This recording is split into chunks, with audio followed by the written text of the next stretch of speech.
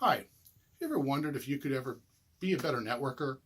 There was an article just last year in 2017 by Caroline Cienza-Levine in Forbes that talked about increased risks in the job market, potential additional job loss due to advanced automation, artificial intelligence, even robots, making the future of long-term employment even riskier and more uncertain. Networking isn't just important, it's critical to your career survival. Hi, my name is Mark Winey, and the purpose of this talk today is really to learn about networking success by looking at the career of Heidi Roizen. And we're going to do that by studying her. She's a master in the art of networking.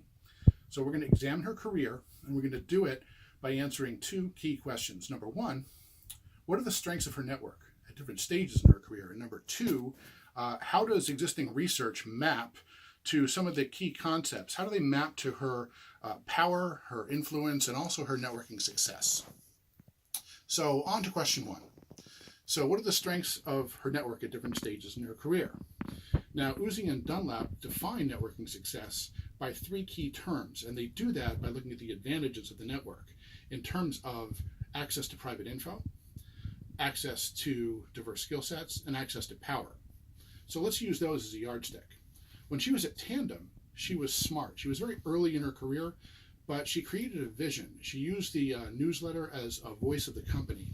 And in doing so, that gave her very early access to executive teams, CEOs, very early in her career, at a point that she otherwise wouldn't have had this.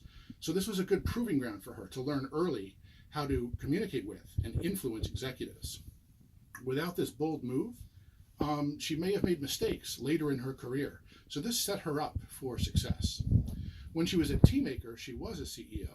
Now, again, at this fairly early stage, she still didn't have access quite yet to diverse skill sets and private info and power just yet. But what she did have was energy, was extroversion, and a passion for meeting and connecting people. So she set an aggressive goal to promote the company and talk to anyone who would talk to her. Trade shows, in the press, and in any magazine where she could land an interview. What she was doing pretty much was using the authority principle as described by Robert Cialdini. She knew that establishing herself as an authority would pay off in spades and create additional influence and benefits for her down the line. So this takes us to essentially stage two in her career, managing and leveraging her network. When she was at Apple for the first time, she really had to regularly call upon and leverage her network. So did she have access to private info? Did she have access to diverse skill sets? Absolutely. She had a regular Rolodex of contacts at this point. She could easily call on CEOs in multiple industries. Did she have access to power? Well, certainly, of course. She not only had power, but she had influence over these CEOs through the relationship, because she was able to get them, of course, to write strong letters of support, publicly supporting Apple at a very difficult time for the company. This then takes us to stage three, where she's maintaining and protecting her network. So when she was a mentor capitalist supporting startups, at this point, her network is both strong and mature. So she has access to all these things: private information, diverse skill sets, and power. And these are all now prerequisites to being effective in her job as a venture capitalist to support the startups. So at this point, she's essentially an information broker, according to Roizen and Dunlap's definition, because she's supporting these startups by bringing together diverse skills in that supportive role. And she now establishes ties with those at the center of other networks.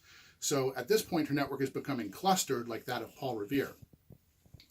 And she is, at this point, becoming more of a super connector, because now she has deeper resources and the ability to more efficiently and effectively spread information and share information across her network.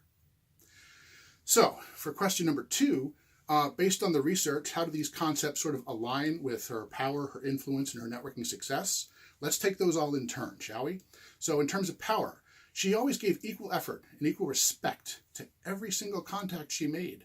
And she really made a strong impression because she knew that this would pay off later on, that anyone that she ever meets could potentially become a CEO in the future. She was using the likability principle as described by Robert Cialdini in this particular case. In terms of influence, well, remember, she did a lot of entertaining at home. So she was using the same principle again for influence and to get influence. Essentially, she was throwing a Tupperware party. So she was selling herself and her company to facilitate more connections and more influence across her network. Now, finally, in terms of networking success, well, again, back to her days at Apple. She was developing a formula for networking success that aligns almost exactly with Cialdini's consistency principle. She had 3 keys, one of which was consistency. The other 2 were people and performance. So what this meant for her is that, as you know from reading the case, anyone who ever encountered her at any stage in her career could see that she was always consistent, she was always effective, and she was always dependable. And this then enhances her reputation and success across her network. So to wrap up, some of the key takeaways: she could take a lesson from Adam Grant. She's beginning to focus on otherish giving, being very selective, protecting her network, making sure it yields results for both parties. And she may want to begin to be more efficient, using chunking, doing everything in one day to be effective. So I hope this has been helpful. Good luck building, leveraging, and protecting your network on your journey to become a master networker and super connector. Thank you.